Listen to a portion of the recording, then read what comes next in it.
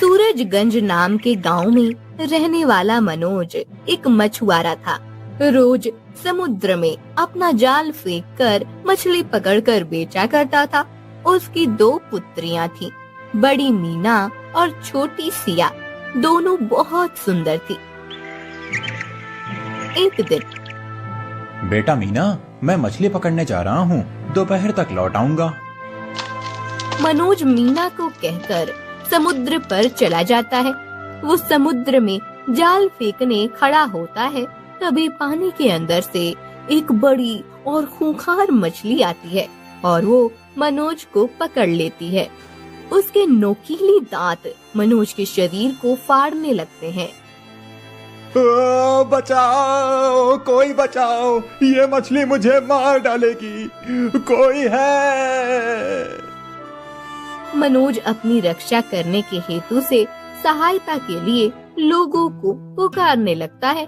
कुछ मछुआरे आकर मनोज को उस मछली के मुंह से बाहर खींच लेते हैं और घर ले आते हैं। फिर मनोज के शरीर के निचले हिस्से को मछली ने बुरी तरह से काटा है। बहुत गहरे घाव हुए हैं उसके शरीर पर, इसीलिए अब वो चल फिर नहीं पाएगा। इसके ये घाव ठीक होने में बहुत ज्यादा समय लग सकता है और विशेष प्रकार की जड़ी बूटियों का उपयोग करना पड़ सकता है। वैद्य चाचा, इसका अर्थ है कि पिताजी कभी चल नहीं पाएंगे। मैं कुछ नहीं कह सकता बेटी। यदि वो विशेष औषधि मिल गई और उसका प्रभाव मनोज के शरीर पर हुआ तो ही मनोज चल फिर सकता है। मीना और सिया को ये सुनकर बहुत दुख होता है। अब मनोज ने बिस्तर पकड़ लिया था, इसलिए मछली पकड़ने का काम रुक जाता है। घर को चलाने के लिए मीना खुद मछली पकड़ने जाने का विचार करने लगती है। सिया, मैं सोच रही हूँ कि अब पिताजी तो कुछ कर नहीं सकते, तो मैं ही मछली पकड़ने जाती हूँ। हाँ दीदी, आप मछली पकड़ कर ले आइए, मैं पिताजी का ध्यान रखती हूँ। हमारे पास अपनी नाव नहीं है। पिताजी हमेशा मुखिया जी के नाव में मछली पकड़ने जाते थे। मैं समुद्र पर जाकर उनसे मिलती हूँ। मीना मछली पकड़ने का जाल लेकर समुद्र पर जाती है और मुखिया के नाव में बैठ जाती है। तब, क्या कर रही हो कन्या? किससे पूछकर नाव में बैठ रही हो तुम? मुखिया जी, पिताजी तो हमेशा आपके नाव में ही मछली पकड़ते थे। अब पिताजी तो मछली पकड़ने नहीं आ सकते, इसलिए मैं आई हूँ। अरे वाह, मनोज नहीं आ सकता तो बेटी को भेज दिया।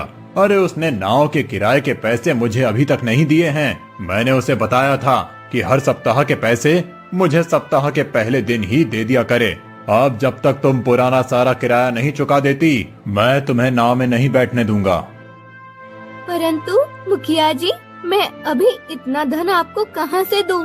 अभी पिताजी के इलाज में भी बहुत खर्चा हुआ है। वो सब मैं नहीं जानता, मुझे मेरे पैसे चाहिए बस। जब पैसे लेकर आओगी तभी नाव में बैठने दूंगा। मुखिया की ये बात सुनकर मीना बहुत मायूस हो जाती है। वो अपने घर लौट रही होती है कि तभी पड़ोस की दादी उसे मिलती है। क्या हुआ मीना बेटी, तुम्हारे इतने सुंदर चेहरे पर ऐसी उदासी क्यों छाई है? क्या कहूँ दादी, पिताजी की हालत तो तुम्हें पता है।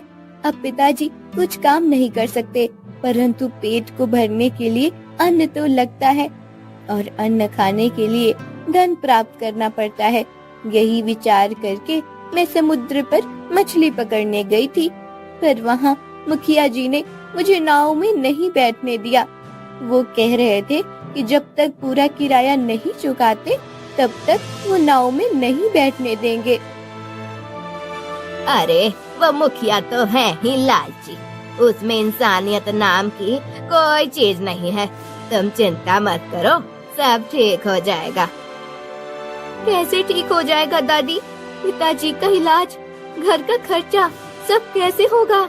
यदि मैं मछली पकड़ने नहीं जा पाई तो मुझे दूसरा कोई कार्य करना होगा, परंतु मैं ऐसे ही नहीं बैठ सकती।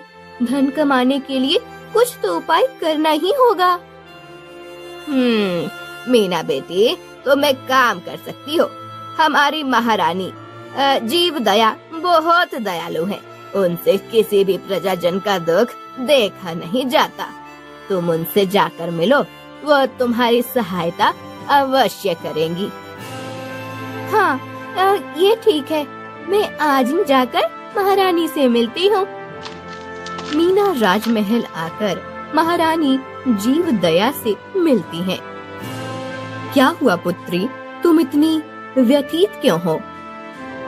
महारानी की जय हो। महारानी, मैं बहुत बड़ी समस्या में हूँ।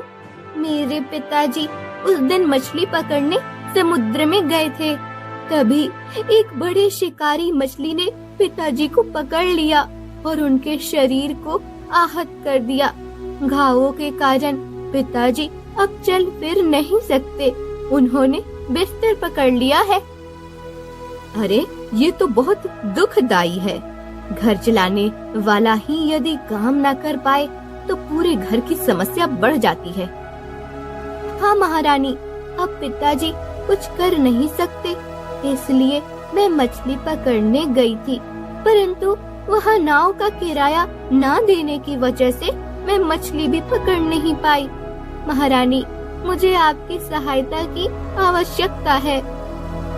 अवश्य पुत्री, अपने प्रजा की सहायता करना तो मेरा परम धर्म है।